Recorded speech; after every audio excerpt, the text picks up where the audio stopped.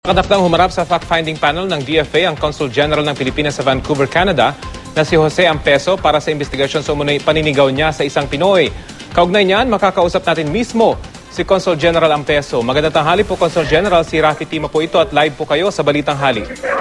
Yeah, good afternoon, Mr. Rafi. Opo. At magandang hapon rin sa mga tigapagkinig ninyo. Anong oras po yung nakatakdang magsimula yung investigasyon ng DFA fact-finding panel at hanggang kailan po ito nasa magtatagal? Hindi ko alam. Kanina nag-umpisa, nagsalita na ako. So far, yun ang ako yung nagpapahinga at tatabagin ako kung kinakailangan. So ano po yung paliwanag nyo rito sa DFA, dito sa nakunan ng video? Ganito yan. Go ahead po. Yung may video at saka may vlog, no? Yung dalawang bagay na yan, sinulat ng isang aplikante, si Proceso Flor-de-Lis, no? Kung ano mang intensyon niya, kung ano man, yung panunulat niya ay sinisiraan yung karakter ko. Sinisiraan pati yung serbisyo ko. In-imply niya na sinigawan ko siya, ako'y lasing, at saka arugante. Kung titingnan nyo ng husto ho, na yung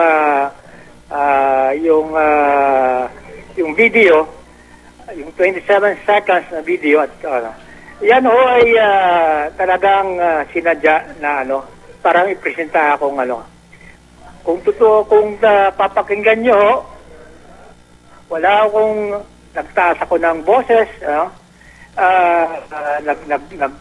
ako ito ay medyo lasing, sinasabi niya. Yan ho'y wala kong totohanan.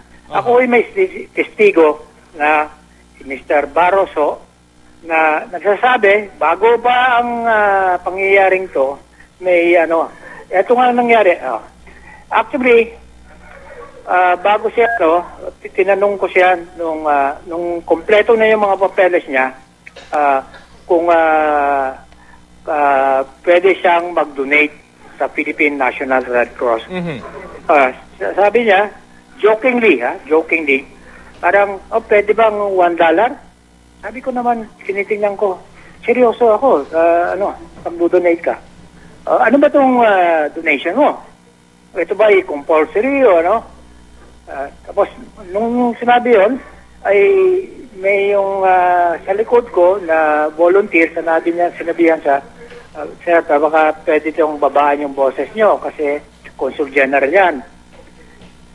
Consul General pala.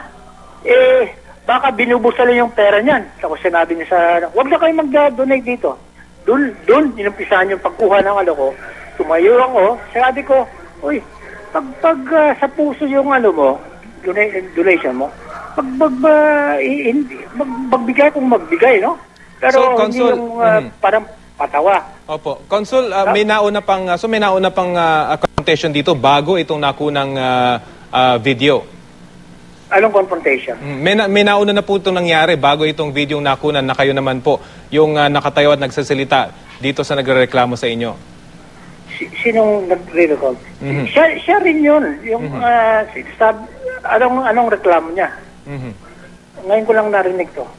Well, ang binabanggit niyo po kasi, Consul, napagsabihan kayo, ito Consul pala to at kino-question yung paghingi nyo ng donasyon sa Red Cross. So ito po yung nangyari bago kinunan itong video ito, ang binabanggit nyo, Consul.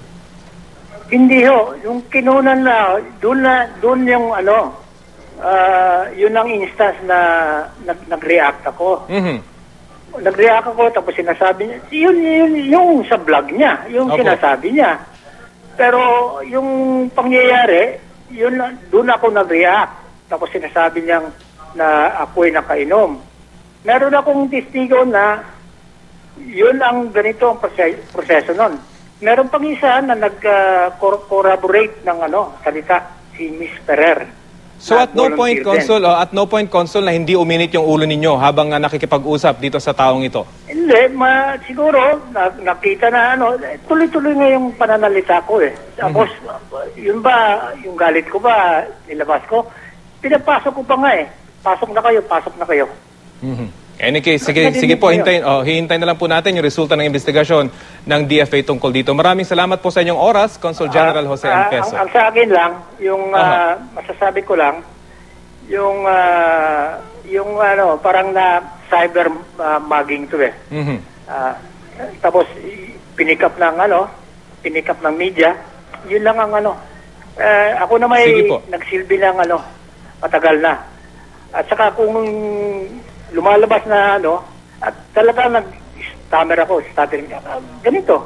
Parang kasi meron na akong nagkaroon na, hello? Go ahead po. Nagkaroon na ako ng heart disorder na noon pa, 1999 pa. Yung pag-iinom, naoperahan na ako ng kidney transplant ako. So lahat po ito, of course, itinatanggi nyo. At tinatanggihan ko. Sige po. May sabi nga, nagkumain kaming buong isigo. Wala. Sige po, anyway, hihintay nila. Nung araw na ito hanggang 10:30. Sige po, maraming salamat po sa inyong oras, Consul General Jose Ampeso. Salamat po. Magandang tanghali po.